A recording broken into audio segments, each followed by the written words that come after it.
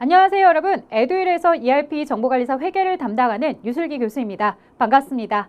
자, 여러분들께 이번 시간 지난 7월에 시행이 되었던 4회차 시험 문제를 같이 한번 풀어보려고 합니다. 자, 그러면 이론 문제 1번부터 같이 한번 시작해 보도록 할게요.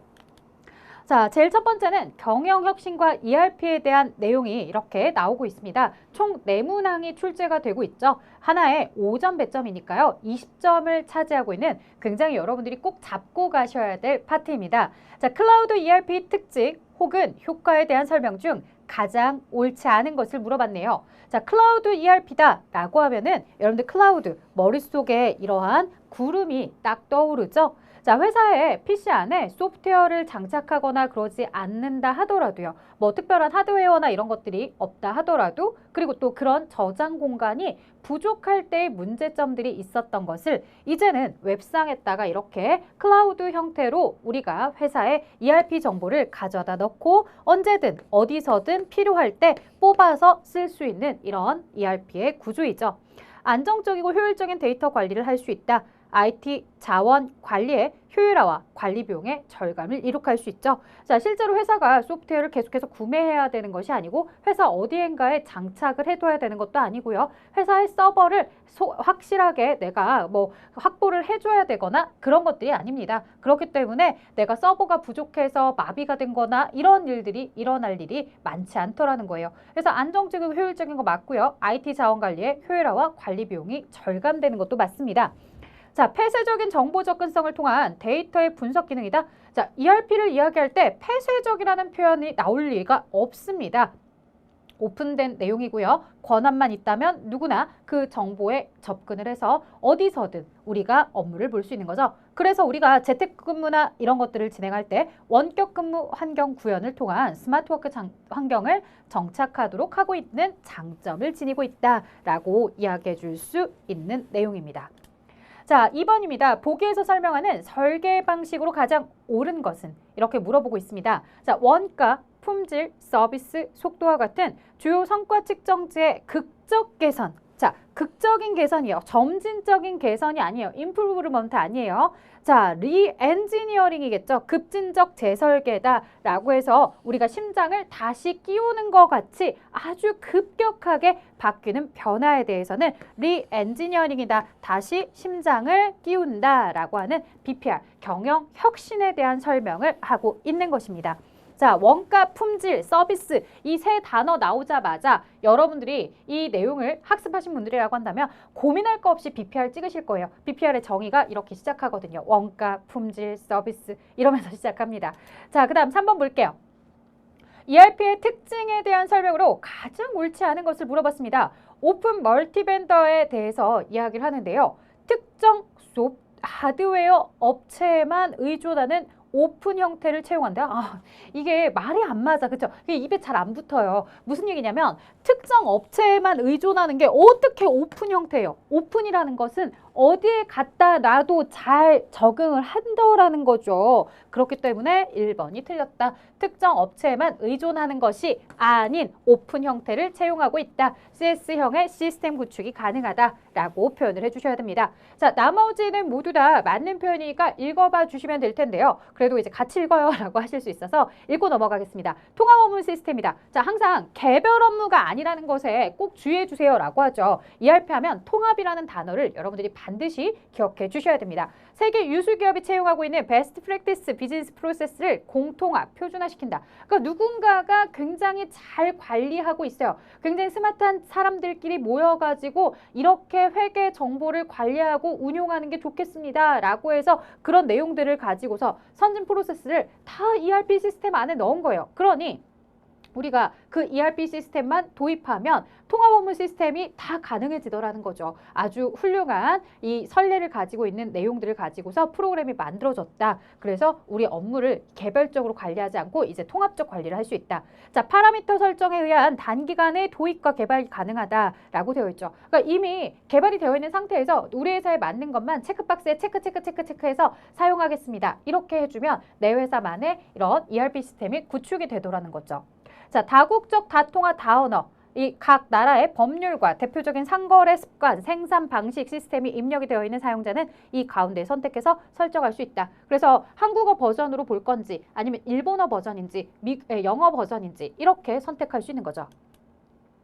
자, 4번 갑니다. ERP 선택 및 사용 시 유의점으로 가장 옳지 않은 것은? 자, 도입하려는 기업의 상황에 맞는 패키지를 선택해야 되겠죠. 우리 많은 기업이 선택하는 패키지를 나도 선택한다 라고 하면 틀린 거예요. 우리 회사의 상황에 맞는 걸 선택해 주셔야 돼요. 자, 데이터의 신뢰도를 높이기 위해서 관리를 당연히 철저하게 해주셔야 되겠고요. 지속적인 교육, 워크숍 등을 활용한 원활한 사용을 위한 노력이 필요합니다. 그래서 계속해서 업데이트가 되고 세법도 개정이 되고 이러다 보니까 우리는 계속해서 교육을 받으면서 프로그램에 어떻게 업데이트가 되는지를 봐주셔야 되겠고요. 자, 현 시점에 기업의 비즈니스 프로세스를 유지하는 패키지를 선택한다. 자, 여러분, 현업을 중심으로 우리가 패키지를 개발하는 건 맞지만요. 그렇다고 해서 내가 지금 상태를 꼭 유지해야 되는 건 아닙니다. 지금의 상태보다 좀 더 좋은 프로세스가 있다라고 한다면 그런 내용을 가지고서 우리가 도입을 하기 위해서도 ERP를 도입하는 거죠. 자, 이제 5번입니다. 회계에 대한 내용인데요. 자산의 측정 기준에 대한 설명에 대해서 물어봤어요. 사실 이 내용은 여러분들이 좀 낯설고 생소해서 많이들 틀릴 수 있는 내용이었는데요. 하나하나씩 보도록 할게요. 자, 현행 원가에 대해서 물어보고 있습니다. 현행 원가는 측정일 현재 동등한 자산의 원가로서 측정일에 지급할 대가와 그날에 발생할 원가를 포함해서 우리가 계산을 하는 걸 현행 원가라고 합니다. 자, 그래서 현재 동등한 자산의 원가다라고 하는 걸 여러분들이 봐주시면서 현행 원가구나라고 체크해 주시고요. 자, 역사적 원가, 과거에 취득했던 가격이라는 거예요. 역사, 그 과거잖아요. 과거는 내가 그 물건을 취득한 시점입니다. 그래서 자산을 측정하는 경우에 취득 후에 그 가치가 변하더라도 역사적 원가를 그대로 유지한다. 그러니까 우리가 공정가치법, 원가법 이런 것들 얘기할 때 이 역사적 원가에 따라 과거에 취득했던 가격에 대해서 지금 현재 실현된 것이 아니기 때문에 지금의 가격으로 바꾸지 않고 이제 과거의 가격, 취득한 가격을 그대로 두세요. 뭐 이렇게 이야기하는 개념이죠. 자, 공정가치. 이거는 이제 시가 이렇게 표현을 하죠. 공정가치 측정일에 시장 참여자 사이에 정상 거래에서의 자산을 매도할 때 받거나 부채를 이전할 때 지급해야 될 가격. 지금 현재 시장에서 정상적인 거래에서 발생하는 가격이죠. 자, 사용가치는 기업이 부채를 이행할 때 이전해야 되는 현금이나 그 밖의 경제적 자원의 현재 가치다라고 하는데요. 이런 것들은 우리가 사용가치라고 안 하고 이행원가, 이행가치 뭐 이렇게 이야기를 해주셔야 됩니다. 자, 그래서 정답은 4번이 틀렸다. 이행할 때 이전해야 되는 내용 이런 걸 가지고서 사용가치라고 쓰지 않죠. 사용가치는 실제로 내가 사용하면서 얻게 되는 효익에 대한 가치들 이런 것들을 가지고 사용가치라고 할 겁니다. 자, 그 다음 이제 6번으로 갈게요. 재무상태표를 유동성 배열법으로 작성할 때 가장 먼저 기록이 되는 거 유동성이 가장 큰 순서대로 배열을 해보는 건데요. 실제로 여러분들 우리가 유동자산이다 라고 했을 때 제일 첫 번째가 당좌자산이고요. 그 다음에 재고자산이다 이렇게 하고 나머지 이제 1년 이상 넘어가는 비유동자산에서는 뭐가 존재하느냐? 투, 유, 무기 이렇게 이야기를 하죠. 자, 그러면 상품은 어디에 속하는 거예요? 상품은 재고자산. 자, 현금은 어디에 속한다? 당좌자산. 그 다음 토지는 어디에 해당해요? 유형자산. 자, 영업권은 어디에 해당한다? 무형자산. 이렇게 여러분들이 잘 구분을 해줄 수 있다면 제일 먼저 기록하게 되는 건 현금이다. 그래서 현금, 상품, 토지, 영업권 이 순서대로 가고 있는 걸 잘 기억해 두시면 됩니다. 자, 어느 곳에 소속이 되고 있는지도 잘 알 수 있어야 여러분들이 어렵지 않게 이 문제를 체크하실 수 있죠. 자, 그 다음 7번 갈게요. 시산표 작성 시 발견될 수 있는 오류로 가장 적절한 거. 자, 우리가 시산표를 작성하게 되는데요. 이 시산표는요, 무조건 차변과 대변의 합계가 일치하면 오케이, 잘했어 라고 이야기하는 표입니다. 자, 그러다 보니까 어떤 내용이 발생할 수 있냐면요. 만약에 차변과 대변에 10, 10인데 똑같이 틀린 금액을 넣는다 라고 하더라도요. 역시나 밸런스의 차이가 없기 때문에 잘 작성했어 이렇게 말해버린다는 거죠. 원래는 10, 10인데 100, 100 잘못된 건데 그쵸?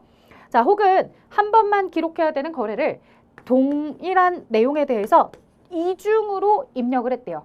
역시나 밸런스의 차이를 느끼지 못하기 때문에 얘는 잘했어 라고 얘기한대요. 근데 원래는 지워야 되는 거잖아요. 그쵸? 자, 혹은 아예 거래 자체를 누락해 버려도 그 하나의 거래가 누락이 되었다 하더라도 다른 아이들끼리 합계가 맞기 때문에 여기서도 또 밸런스 차이가 발생하지 않으니까 잘했어 라고 한다는 거고, 차변에 있는 내용을 대변에 가져다 쓰고 대변에 있는 내용을 차변에 가져가서 대차를 바꿔서 쓴다 하더라도 금액에 대한 밸런스가 딱 일치하고 있을 때에는 우리가 잘못된 점을 발견하지 못하죠. 이런 것들이 바로 시산표에서 발견되지 않는 오류들인데요. 자, 하나하나씩 볼게요. 하나의 거래가 2번 붕괴가 되면 이거 밸런스는 일치하고 있기 때문에 오류를 발견하지 못합니다. 자, 발견할 수 없는 오류를 고르는 게 아니라요. 발견될 수 있는 오류를 고르라고 했어요. 얘는 발견되지 못합니다. 그렇죠? 자, 하나의 거래에 대해서 전체의 분계가 누락이 되었대요. 차변도 누락이 되고 대변도 누락이 된 거예요. 그러면 거래 자체가 누락이 되었을 때도 역시나 이 거래를 제외하고 나머지 거래들이 다 대차 차익에 맞기 때문에 오류 발견이 어렵다라는 거죠. 자, 그 다음에 하나의 거래에 대해서 차변, 대변의 금액을 다르게 분계했대요. 자, 차변에는 10을 입력했는데 대변에는 100을 입력한 거예요. 이렇게 되면 밸런스가 차이가 나기 때문에 이 시산표에 들어갔을 때 딱 오류 팝업창이 나죠. 차변과 대변에 대차 차익이 발생하고 있습니다.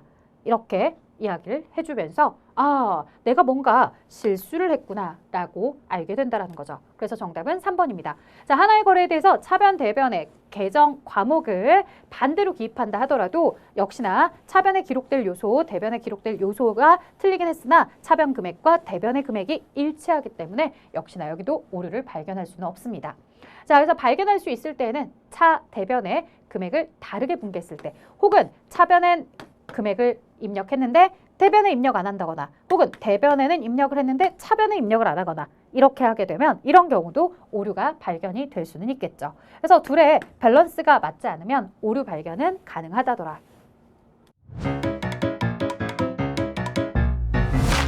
에듀윌 유료 회원만의 특별한 서비스.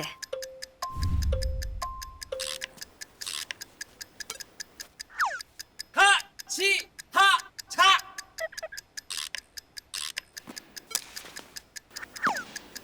하치하차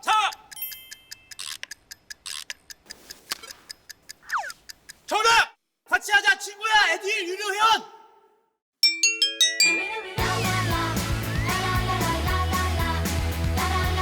친구 소개하고 현금 받는 혜택. 오직 에듀윌 유료 회원에게만.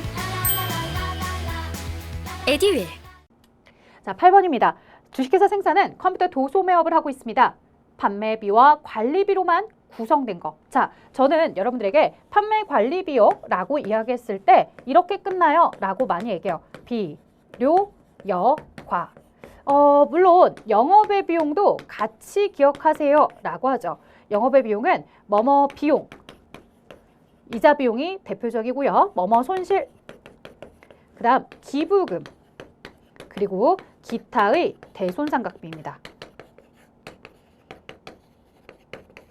자, 이들을 가지고서 이제 이야기를 했을 때 이것만 기억하시고 정답을 1번이요 라고 하신 분들 제가 진짜 뒷목을 잡을 것 같아요. 이거 계속 임대료, 임차료 제가 구분해서 알려드리거든요. 근데 왜 그랬을까? 그쵸? 자, 정답은 급여, 복리후생비, 도서인쇄비 2번이 정답이죠. 자, 이자 비용과 기부금이 들어가면 영업의 비용이죠. 그 다음 기타의 대손상각비, 잡손실, 재고자산 감모손실은 모두 다 영업 외 비용으로 구성이 되었어요. 자, 그러면 세금과 공가, 급여, 복리후생비, 도서인쇄비, 접대비, 수선비는 판매관리비다. 근데 임대료는 뭐냐? 라고 하는데요. 자, 이 료가요. 여러분들 료가 임대료가 아니에요. 임차료, 보험료예요. 임대료, 임차료 잘 정리하고 가시면 좋겠죠. 여러분들이 좀 주의하셔야 되는 계정들이 몇 가지가 있는데요. 반드시 잘 이번 시간을 통해서 기억해 주세요. 자, 우리가 누군가에게 돈을 빌려주는 건 대여금이라고 부르고요. 누군가로부터 돈을 빌려오면 차입금이라고 부릅니다. 자, 대여금은 자산에 해당하는 계정이고요. 차입금은 내가 갚을 의무가 있는 부채에 대한 내용입니다. 자, 그 다음에요. 내가 건물을 빌려주는 거, 돈을 빌려주는 건 대여금이지만 건물을 빌려주는 행위는 임대고요. 그 다음에 내가 건물을 빌려오는 행위는 임차라고 합니다. 내가 세입자이고요. 내가 건물주예요. 자, 임대를 하고서 회사가 받은 보증금이 있다. 건물주로서 보증금 받은 거죠. 세입자가 나가는 날 돌려줄 의무가 있는 돈입니다. 그 다음에 임차 보증금이다. 자, 세입자 입장에서는 건물을 빌릴 때 납부한 보증금이고요. 그 건물을 나가는 날 내가 다시 회수해서 가져갈 권리가 있는 내 자산이죠. 자, 그 다음에 보증금만 있는 게 아니다. 월세를 내야 된다. 자, 월세를 받았대요. 임대하고서 요금을 받은 거예요. 임대하고서 요금을 받으면 건물주 입장에서 자신이 받은 수익이죠. 그 다음에 건물을 빌려오면서 내가 건물을 빌리면서 요금을 납부했대요. 요금 납부한 것은 비용이죠. 네, 요걸 잘 구분을 해주셔야 돼요. 여러분들 절대 헷갈리지 않도록 잘 기억을 해주셨으면 합니다. 자, 그래서 여기까지 정리해 보았고요. 다음 내용으로 보도록 하겠습니다. 자, 주식회사 생산은 2022년 10월 1일 업무용 자동차에 대한 보험료 120만 원을 보통예금에서 이체했다고 합니다. 자, 그럼 여러분들 우리가 10월 1일 날 보통예금에서 이체를 했을 때 1년치에 대해서 보험 계약 기간은 10월 1일부터 9월 30일까지다 라고 해서 1년치고요. 12월 30일 날 우리 회사는 결산을 진행하겠죠. 자, 1년에 대해서 월할 계산으로 하게 되면은 월별로 쪼개서 월에 얼마짜리다? 10만 원짜리입니다. 월에 이 10만 원에 해당하는 금액을 가지고서 이야기할 텐데요. 자, 당해년도 10월, 11월, 12월 3개월치에 대해서는 올해의 손익계산서에 들어가게 될 비용이 되는 거고요. 나머지 내년도에 해당하는 1월부터 9월 달까지는 재무상태표에 기록하게 될 내년도 비용이다라고 해서 선급 비용이다 라고 표현을 해주셔야 되겠죠. 자, 손익계산서에 들어가는 내용에 대해서는 우리가 보험료다라고 해서 손익계산서에 비용이 될 금액, 자, 10월부터 11월, 12월 달까지 우리는 3개월이었죠. 그래서 월에 10만 원씩 3개월이다라고 하면은 30만 원에 대해서 이렇게 당해년도에 손익계산서 비용으로 들어가게 됩니다. 자, 만약에 이게 결산일 이후에 손익계산서에 반영될 보험료를 물어본 게 아니라 재무상태표에 기록될 자산은 얼마인가 라고 했다면 자산에 대해서는 나머지 뒤에 있는 9개월치에 대한 90만 원을 대답해 줬을 겁니다. 자, 하지만 이번 시험 문제는 자산을 물어본 게 아니라 당해년도 손익계산서에 들어가게 될 당해년도 보험료 금액을 물어봤으니까요. 10, 11, 12, 3개월에 해당하는 내용만 가져다 넣습니다. 자, 10번입니다. 통화 대용 증권의 분류로 옳지 않은 것은 이렇게 물어봤죠. 자, 우리가 현금에 대해서 이야기를 합니다. 현금에 대해서 이야기할 때 통화 및 통화 대용 증권이다. 이렇게 이야기를 하죠. 자, 통화라는 건 뭐냐면 동전이나 지폐를 두고서 통화라고 합니다. 자, 통화 대용 증권은 뭐냐? 우리 여러분들 기억하시는 거 뭐뭐 있을까요? 통화 대용 증권. 자, 땡땡 수표들 많이 있었죠. 10만 원짜리 자기 앞 수표도 있었고, 그 다음에 타인이 발행해준 당점 수표. 자, 타인 발행 당점 수표도 있었고요. 타인 발행 당좌 수표. 당좌 수표도 있었고요. 그 다음 여행자 수표도 있었고요. 가계 수표도 있었죠. 자, 하지만 조심하실 점은 선일자 수표다. 이거는 현금이 될 수가 없고요. 그 다음에 내가 당점이 발행한 당좌 수표는 당좌예금입니다. 그렇기 때문에 이 당점 발행 당좌 수표에 대해서는 또 통화 대용증권에 들어가지 않는다라는 거 잘 구분해 주셔야 되겠죠. 자, 이 외에 뭐 우편한 증서다. 그 다음에 소액환 증서이다 라는 게 있어요. 가끔 우편한 증서다라고 했는데 이 우편한 증서를 기억하면서 우표를 기억하시는 경우들이 있는데 우표도 통신비라고 하셔야 되는 거지 뭐가 아니더라. 현금 및 현금성 자산, 즉 통화 대용증권 안에 들어갈 수는 없습니다. 자, 우편한 증서, 소액환 증서, 전신환 증서 이런 것들이 있어요. 자, 그 다음에 뭐 만기가 된 저기 나와 있는 것처럼 도래한 국공사채 이자표도 있을 것이고요. 이거 말고도 뭐 배당금 지급 통지서다, 국고송금 통지서다 이런 것들 존재하고 있습니다. 그리고 일람출급어음이다 라고 하는 내용들까지 같이 또 기억을 할 수 있을 것 같고요. 현금으로 처리하지 못하는 것들 제가 얘기할 때 선일자 수표, 당전 발행 당좌 수표, 우표나 수입인지 자주 이제 등장을 하기 때문에 이 정도는 우리가 통화대용증권으로 넣지 않는다라는 걸 잘 봐주셔라 라는 얘기까지 해드렸었죠. 자, 당전 발행 수표, 당전 발행 당좌 수표 이 내용은 당좌예금이기 때문에 통화대용증권에 들어가지 않는다. 통화대용증권은 현금으로 처리하게 되는 요소들로서 타인이 발행한 당좌 수표는 현금이 될 수 있으나 뭐는 아니더라. 이 자신, 당점이 발행한 당좌 수표는 아니더라. 그래서 당점 발행 당좌 수표라는 내용 3번이 틀렸다. 자, 11번 갑니다. 보기의 상황에 대한 붕괴로 옳은 것을 물어봤고요. 현금 과부족의 원인을 조사한 결과 회계 담당자 실수에서 전화 요금 5만 원이 지급이 누락되었음을 발견했대요. 자, 현금 과부족의 원인을 조사한 결과라고 이야기를 했고요. 지금 현재 여러분들 보기에 보시면 현금 과부족이 모두 등장을 합니다. 자, 그렇다면 전화요금의 지급이 누락이 되었다는 걸 발견하게 되었다는 건 돈이 나갔었는데 그 돈이 나간 부분에 대해서 내가 왜 나갔는지, 왜 밸런스 차이가 났는지를 몰라서 사실 뭐라고 써놓은 상태이더라. 현금이 많거나 부족한 차이가 발생합니다. 라는 현금 과부족이라는 표현을 써놓은 상태라는 거죠. 자, 이제 이것을 밝혀낸 거예요. 그러면 현금 과부족에 대해서는 대변으로 정리를 해주면서 차변에 비용 자리에 손익계산서에 뭘로 처리하자? 통신비, 전화요금은 통신비입니다. 그래서 통신비 때문에 이런 일이 발생했구나 라고 정리를 하게 되는 거죠. 차변에 통신비 그리고 대변에 현금 과부족입니다. 원래 원칙대로라고 한다면 이렇게 그냥 현금이 나갔다, 통신비 때문에 나갔다 라고 하면 되는 거였는데 우리가 현금이 나갔을 때 왜 나갔는지 몰라서 현금 과부족이라고 써놨기 때문에 밝혀졌을 때 그 원인에 대한 현금 과부족을 정리해 주는 거죠. 자, 그 다음 계속해서 다음 내용으로 또 넘어가 볼까요? 12번입니다. 자, 단기매매증권의 처분 손익을 계산하는 문제인데요. 취득 그리고 장부가액이 있습니다. 자, 여러분들 이게 매도가능증권일 때랑 단기매매증권일 때랑 다르죠. 매도가능증권은 취득하고 나서 장부가액으로 이렇게 표기가 될 때 우리가 이걸 가지고서 이제 뭐 평가 이익이나 이런 것들이 있었다라고 한다면 매도가능증권은 재무상태표 자본에 들어가겠지만 단기매매증권은 아니죠. 취득하고 나서 장부가액이 이렇게 바뀌었다라는 건 손익계산서에 우리가 8만 원에 단기매매증권 평가 이익으로 당기손익에 반영이 되면서 이제 단기매매증권 자산의 가치가 얼마가 된 것이다. 이 30만 원이 된 거죠. 자, 30만 원에 대한 단기매매증권이 팔려요. 자, 그리고 나서 차변에 현금을 35만 원을 받아요.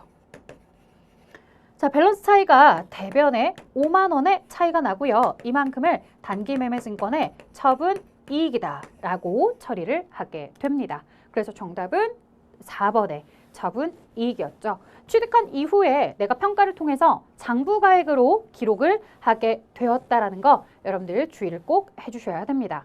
자, 그 다음 13번입니다. 보기에서 발생한 거래에 대한 회계 처리로 옳은 것. 자, 단기 보유 목적으로 주식을 매입했습니다. 자, 그러면 여러분들 단기 보유 목적으로 매입을 했다라고 했을 때 차변에 내가 기록할 수 있는 건 단기매매증권이고요. 단기매매증권을 기록하실 때에는 액면가액은 필요하지 않습니다. 내가 낸 돈이 필요해요. 자, 당좌수표를 발행하여 지급하였다. 당좌수표를 발행해서 지급하면 나의 당좌예금 계좌에서 돈이 나가는데요. 현금으로 매입한 것도 있고 수수료를 당좌수표를 발행해서 지급했다라고 했기 때문에 단기 매매 증권에 대해서는 현금 지급이 이루어져야 될 거고 그 다음 수수료와 관련해서는 당좌예금에서 지급이 이루어져야 될 것이다. 800 그리고 이제 10만 원이죠. 단기 매매 증권은 800입니다. 그럼 10만 원의 수수료는 뭐라고 불러라? 수수료 비용 혹은 지급 수수료 이렇게 표현을 해주셔야 됩니다. 차변과 대변의 밸런스는 일치하고 있고요. 수수료에 대해서 영업의 비용으로 처리하세요 라고 했던 거 여러분들 기억이 나셔야 합니다. 단기 매매 증권이기 때문에 수수료를 이렇게 따로 쓴 거죠. 만약에 여러분들 이게 단기 매매 증권이 아니라 뭐 매도 가능 증권이나 만기 보유 증권이었다라고 한다면 얘가 될 수도 있는 거예요. 매도 가능 증권이나 만기 보유 증권이다라고 한다면 이 매입할 때 부대 비용인 수수료를 취득원가에 포함해서 이렇게 해당하는 매도 가능 증권의 가치, 만기 보유 증권의 가치는 810만 원이야 라고 하면서 대답을 해줄 수도 있는 거죠. 자, 다음 계속해서 또 넘어가 보도록 할까요?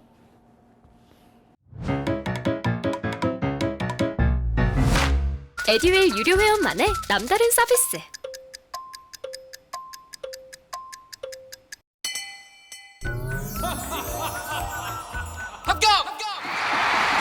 합격하고 돈도 받는 혜택. 오직 에듀윌 유료 회원에게만. 에듀윌. 무료 합격! 14번입니다. 자, 주식회사 한국 2022년 12월 31일 수정전 합계 시산표의 일부입니다. 참고로 12월 31일 결산 수정 붕괴로 매출 채권 잔액의 3%를 대손 추정할 경우 차변 계정 과목의 금액으로 오른 것은 이렇게 물어봤어요.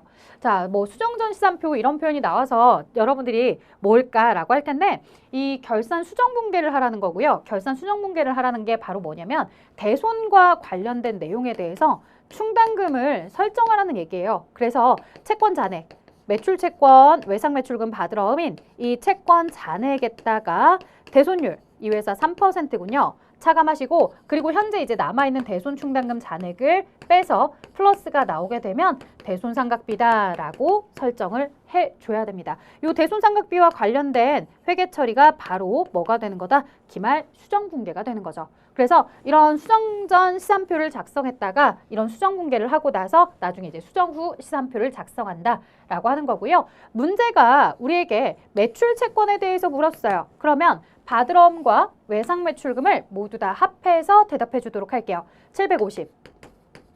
자, 750에 3%의 우리가 대손을 설정하게 될 겁니다. 자, 750 곱하기 3%다라고 하면 22만 5천 원. 만약에 우리에게 재무상태표에 들어갈 대손 충당금이 얼마야? 라고 한다면 22만 5천 원이야 라고 대답을 했겠죠. 자, 그런데 이제 기존에 대손 충당금이 있어요. 7만 원과 9만 원이 있죠. 그러면 다 더하면 16만 원의 충당금 잔액을 차감해 주세요. 자, 이렇게 되면 6만 5천 원이다 라고 하는 금액이 나오게 되고요. 이 6만 5천 원을 차변의 대손상각비 6만 5천 원, 왜 플러스, 자, 대변의 대손 충당금 6만 5천 원 이렇게 기록을 해주죠. 차변의 계정 과목으로 옳은 것을 물어봤기 때문에 대손상각비 6만 5천 원이라는 대답을 해주셔야 됩니다. 자, 대변을 물어봤으면 1번이 정답이었겠지만 대변을 물어본 게 아니라 차변을 물어봤다. 차변의 대손상각비 6만 5천 원이다 라고 해서 대답이 필요하겠습니다. 자, 문제가 매출 채권에 대해서 물어봤기 때문에 외상 매출금과 받으러옴에 대한 두 가지 내용들을 합해서 대답해 주셔야 되겠죠. 자, 15번입니다. 물리적 형체는 없지만 식별이 가능하고 기업이 통제하고 있으며 미래의 경제적 효익을 가져다주는 비화폐성 자산, 즉 무형자산의 정의입니다. 이 무형자산에 대한 내용으로 옳은 것을 고르라는 얘기죠. 자, 우리는 특, 실, 의, 상 이렇게 이야기하죠. 특허권, 실용신안권, 의장권은 이제 디자인권으로 바뀌었다. 상표권 이런 얘기를 했었습니다. 따라서 정답은 1번의 상표권, 이런 산업재산권과 관련된 내용들이 무형자산에 해당하는 거죠. 자, 선급금은 당좌자산에서 우리가 계약금을 먼저 지급했을 때 이야기하는 거고요. 자, 유동자산에 이제 재고자산 들어가고 단기대여금도 당좌자산에 들어가는 자산의 계정입니다. 자, 그 다음 16번입니다. 유형자산, 상품 운반용 차량의 취득원가를 계산하면 얼마인가? 라고 나와 있습니다. 자, 상품 운반용 차량 한 대를 3천만 원에 구입하고 취득세, 매입수수료, 보험료를 수표를 발행해서 지급했대요. 자, 깜빡 속을 뻔했어요. 왜냐? 이 보험료에 대한 내용들을 가지고서 우리가 보험료 취득할 때 보험, 자, 여러분들 제가 수업에서 얘기해드렸던 건 운송보험이었어요. 운송보험. 운송하는 과정, 취득하는 과정에서 들어가는 거죠. 근데 얘는 뭐예요? 보험료가 지금 내가 매입할 때 들어가는 보험료가 아니에요. 내가 앞으로 타기 위해서 1년 동안 계속해서 사용하면서 나가는 비용이죠. 얘는 손익계산서의 보험료라고 비용 처리를 합니다. 자, 그러면요. 취득세, 매입 수수료까지만 취득원가예요. 따라서 3,050과 45를 더하면 3,095. 그래서 정답이 3번입니다.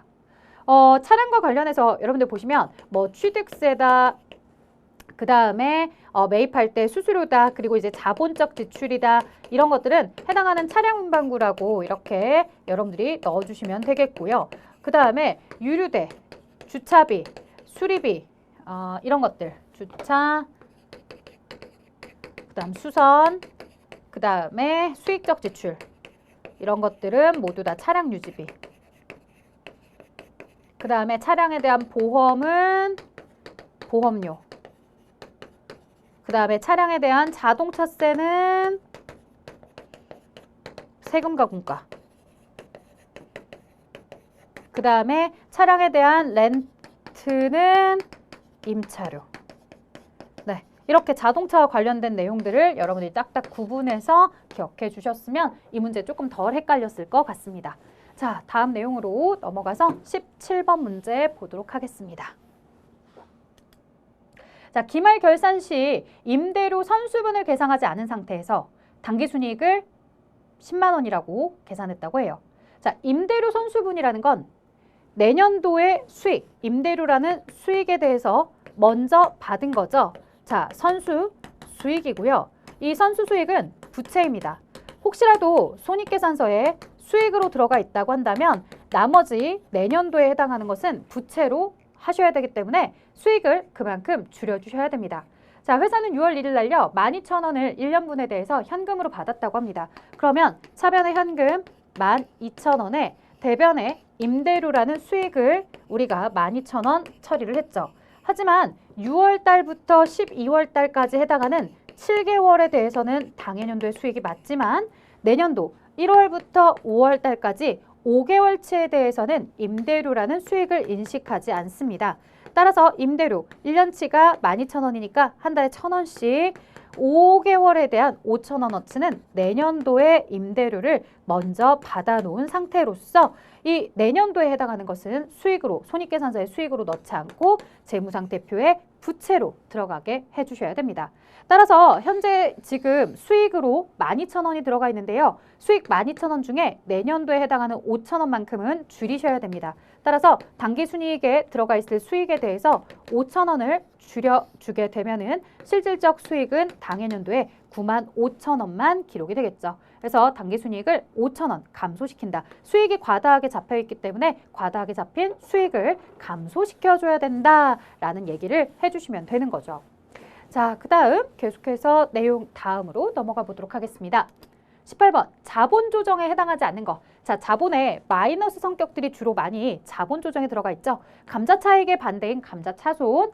자, 이렇게 있고요. 주식 발행 초과금의 반대인 주식 할인 발행 차금, 자기 주식 처분 이익의 반대인 자기 주식 처분 손실 모두 자본 조정이죠. 자, 그럼 정답은 4번일 텐데요. 이 매도 가능 증권 평가 손익은 어디에 속하는 거다? 자본의 기타 포괄 손익 쪽에 해당합니다. 그래서 이 매도 가능 증권 평가 손실이다라고 하면 자본에서 마이너스 성격, 이익이다 그러면 자본의 플러스 성격으로 이 기타 포괄 손익 누계액 쪽에 모두 다 들어가게 됩니다. 자, 수익과 비용에 대한 설명으로 가장 옳지 않은 것. 수익은 실현주의에 따라 인식한다. 맞아요. 내가 물건을 꼭 받은 현금주의가 아니라 물건을 인도한 시점엔 수익이 실현이 되었다. 이런 식으로 나름대로 회계 기준에 있는 실현 시점을 가지고서 우리가 수익을 인식하는 거고요. 자, 그 다음에 비용은 수익 비용 대응 원칙에 따라서 감가상각이나 이런 것들을 인식할 때도 내가 돈을 지불한 시점에 모두 다 비용 처리하는 게 아니라 자산으로 가지고 1년을 효익을 얻게 되면은 거기에 대응하는 비용을 인식하는 거죠. 매출을 하게 되면 그에 대응하는 매출원가를 인식하고 이런 식이죠. 자, 수익은 기업의 통상적인 경영활동에서 발생하는 경제적 효익의 총 유출. 자, 여러분들 수익이 유출이에요? 수익은요, 유출이 아니라 유입을 의미한다. 돈이 들어오는 거겠죠. 자, 비용은 기업의 주된 영업활동에서 발생한 비용과 일시적 또는 우연적인 거래로부터 발생하는 손실로 이렇게 분류를 하죠. 그래서 필연적인 내용에 대해서는 우리가 영업활동과 발생한 것들에 대해서 매출원가나 판매관리비라고 하는 거고, 일시적 우연적으로 발생하는 손실들은 말 그대로 이제 영업의 비용이나 이쪽에 가져다가 넣는 내용들로 나누어져 있죠. 자, 20번입니다. 매입 채무에 해당하는 것을 물어봤습니다. 여러분 너무나 쉬운 문제였죠. 외상 매입금과 그 다음에 지급 어음이다 라고 해서 우리는 이 두 가지를 매입 채무로 보고 있습니다. 자, 가수금은 받긴 했지만 우리가 임시로 사용하는 계정이고요. 미수금은 아직 받지 못한 것으로서 자산에 해당하는 내용이죠. 그래서 일반적 상거래가 아닐 때 쓰는 채권 계정, 이 외상 매출금은 받을 어음과 같이 어디에 속하는 거더라? 매출 채권에 해당하는 거죠. 그래서 얘들은 매출 채권에 대한 개념이라는 것도 잘 기억을 해주셔야 돼요. 일반적 상거래가 아닐 때 미수금이라고 이렇게 채권 계정을 쓴다고 한다면 이 일반적 상거래가 아닐 때는 여기는 뭐라고 불러요? 부채 쪽은 미지급금이다 라고 하는 것도 우리가 같이 정리해 주시면 좋겠습니다. 자, 여러분들 일반적 상거래, 즉 회사의 재고자산에 대해서 외상으로 매입하거나 어음을 발행해서 줄 때 나중에 돈 지급할게요 라고 해서 지급 어음이다 이렇게 부르잖아요. 이건 일반적 상거래일 때요. 일반적 상거래가 아닐 때는 대금을 월말에 주겠다, 외상이다, 그리고 뭐 어음으로 지급하겠다 라고 해도 모두 다 미지급금으로 써야 되니까요. 꼭 조심해 주셔야 됩니다. 그래서 시험 문제에 그런 거 많이 나오죠. 차변에 비품이나 뭐 차량을 구매한다고 했을 때 외상입니다, 어음입니다. 그러면 여기는 모두 다 미지급금밖에 못 써요. 우리가 이렇게 외상 매입금이다 라고 하는 매입채무 계정을 쓸 때에는 상품 같은 거 이런 거 매입할 때만 외상 매입금이다, 지급어음이다 이렇게 쓸 수 있는 거죠. 그래서 매입채무 계정 잘 기억해 주셔야 됩니다. 자, 이렇게 여러분들과 함께 문제 20개 풀어보았습니다. 어떻게 많이 맞추셨나요? 쉬웠던 문제들은 수월하게 풀리는 것들도 있고 좀 지문이 길어서 잘 안 보였어요, 잘 모르겠어요 라고 하는 문제들도 있을 겁니다. 여러분들 공부하실 때요 100점을 맞아야겠다 라고 하면서 스트레스 받지 마시고요. ERP 하시면서 내가 회계에 대한 재미를 좀 가지고 있고 재미를 생기게 되었고 그 다음에 쉽게 내가 조금 노력을 했을 때 충분히 합격할 수 있는 시험이구나 이렇게 자신감을 얻으면서 가셨으면 합니다. 그래서 사실 회계 2급은 여러분들이 회계에 대한 재미와 흥미를 많이 느끼면서 가야 되는 파트니까요. 100점을 맞아야 되는데 내가 왜 그 부분을 모를까? 여기는 왜 모르는 거지? 왜 생소하지? 이렇게 스트레스 받지 않고 아는 문제들 충분하게 틀리지 않도록 잘 풀 수 있게 연습만 조금 더 해주시면 분명히 좋은 결과 있을 거예요. 자, 저는 여기까지 설명하도록 하겠습니다. 오늘도 수고 많으셨습니다.